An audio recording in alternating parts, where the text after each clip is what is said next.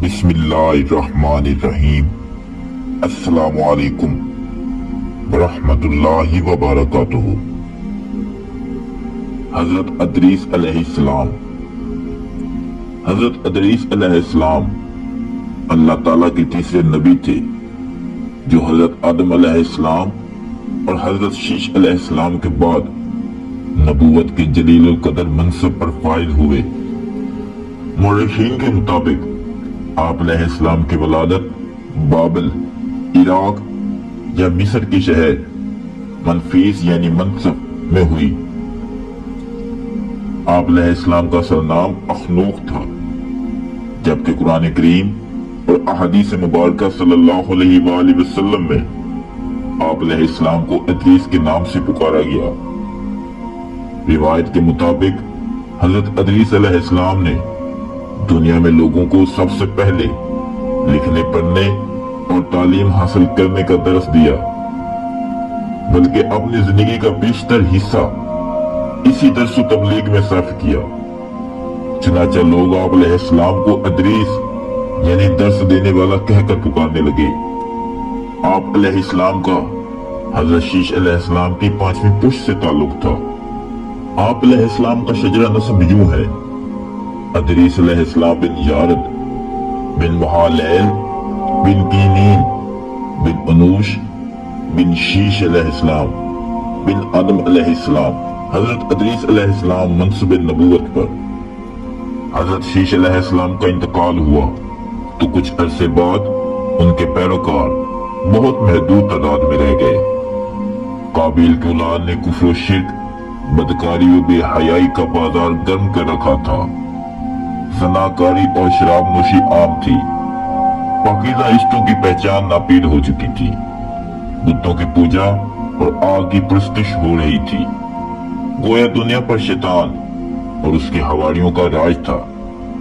حضرت آدم علیہ السلام اور حضرت شیش علیہ السلام کی قائم کردہ شرعی حدود اور احکامات الہی کو پامال کیا جا رہا تھا، اور یہی وہ وقت تھا کہ جب اللہ جل شانہ نے اس بگڑی قوم میں ایک نبی مبعوث کرنے کا فیصلہ کیا، اور اس عظیم منصب کے لیے حضرت شیش علیہ السلام کی نسل سے حضرت ادریس علیہ السلام کا انتخاب فرمایا۔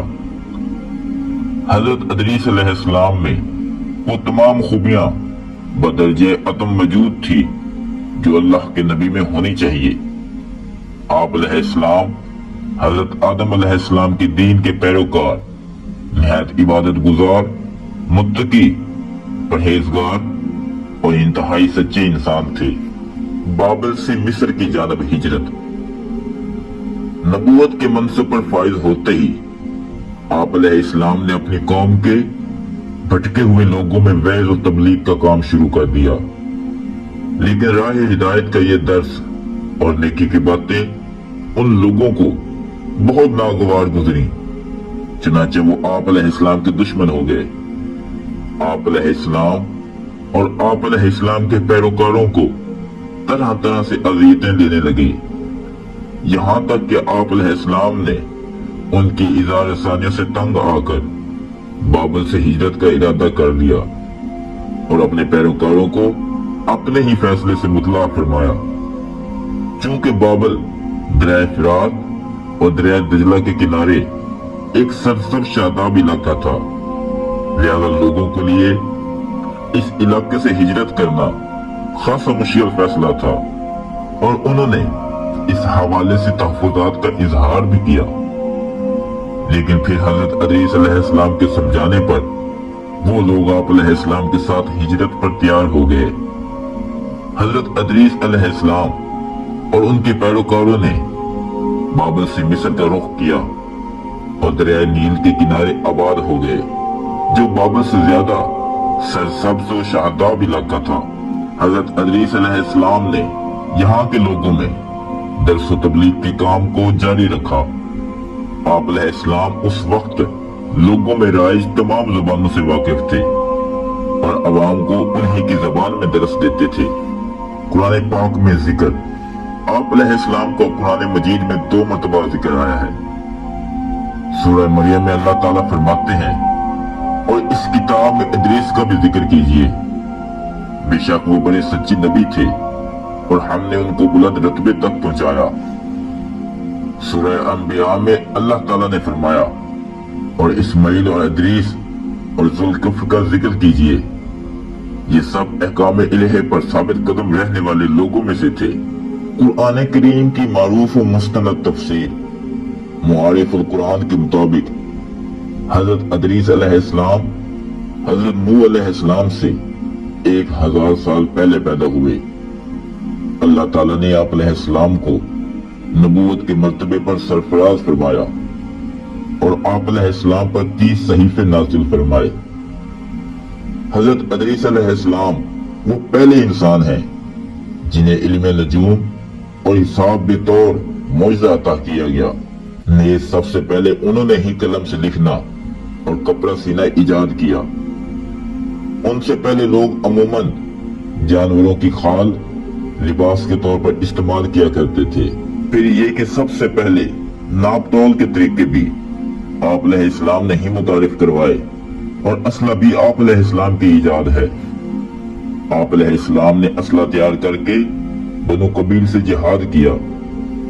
علامہ ابن اسحاق کا کہنا ہے کہ دنیا کا سب سے پہلا شخص جس نے قلم سے لکھا حضرت ادریس علیہ السلام ہے۔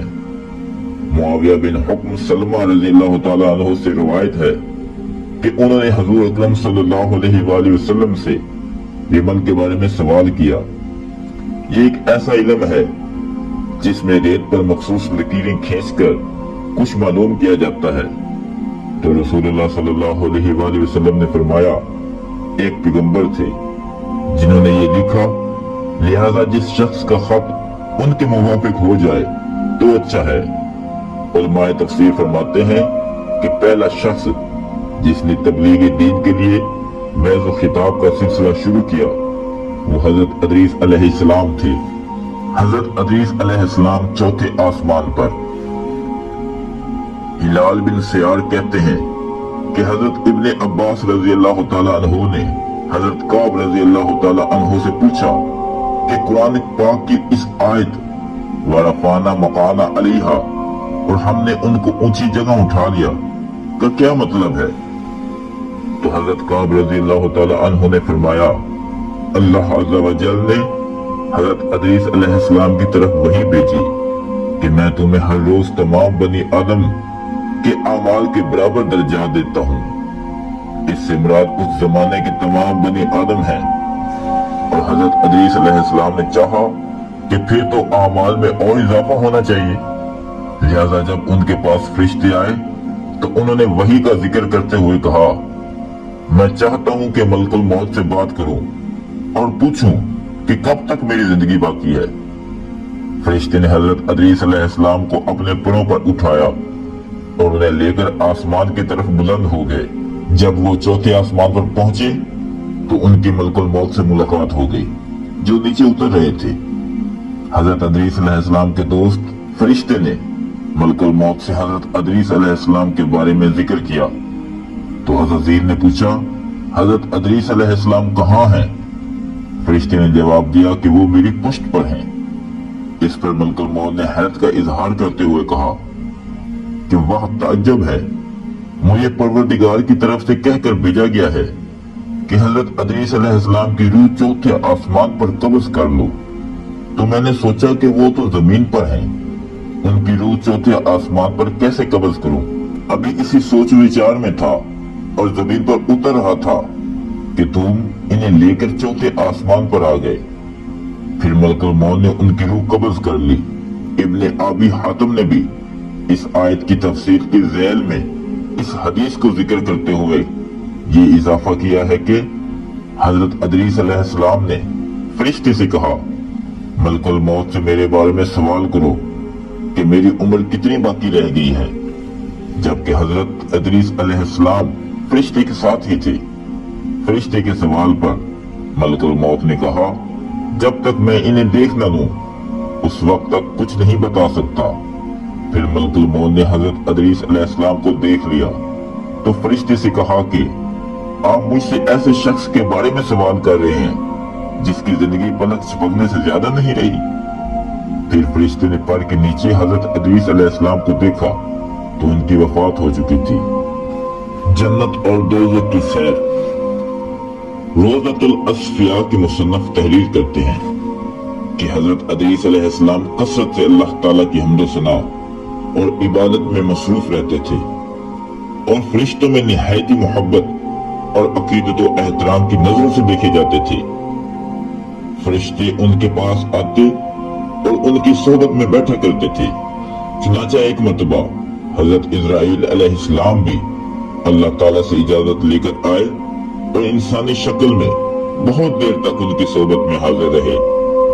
حضرت ادریس علیہ السلام کو جب معلوم ہوا کہ یہ کوئی انسان نہیں بلکہ حضرت اسرائیل علیہ السلام ہیں اور روح قبض کرنے کی خدمت پر مامور ہیں، تو آپ علیہ السلام نے ان سے فرمایا، میرا دل چاہتا ہے کہ تم مجھے موت کا ذائقہ چکھاؤ۔ اس پر حضرت اسرائیل علیہ السلام نے اللہ تعالیٰ کی اجازت سے ان کی روح نکالی اور پھر واپس کر دی۔ اس کے بعد حضرت ادریس علیہ السلام نے ان سے فرمایا، میرا دل چاہتا ہے کہ میں جنت اور دوزخ دیکھوں۔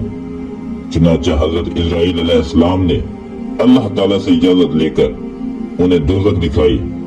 وہ دوزخ دیکھ کر جنت میں آئے اور بہت دیر تک وہاں کے مناظر دیکھتے رہے۔